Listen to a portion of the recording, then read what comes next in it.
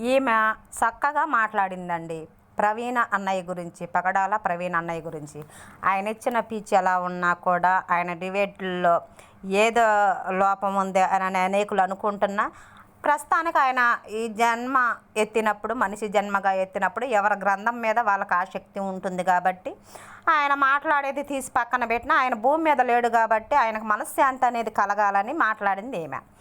ఈ ఫోటోలో ఉన్న సాతాను ఏం మాట్లాడిందో తెలుసండి, పాటలు పాడుతుంది. పగడాలు పగిలిందా అని. పంది జన్మెత్తిందా, పందికి పుట్టిందా?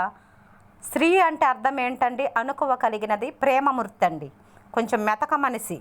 ఎందుకంటే ప్రేమించే గుణం ఎక్కువ ఉంటుంది స్త్రీకి. ఈ సాతాను మాట్లాడే మాటలకి ఏమ మాట్లాడే మాటలకి ఎంత తేడా ఉంది. అన్నుల్లో కూడా మంచి మనస్సాక్షి కలిగిన వాళ్ళు చాలామంది ఉన్నారు. ఇలాంటి వాళ్ళు ఉంటే సర్వనాశనమే.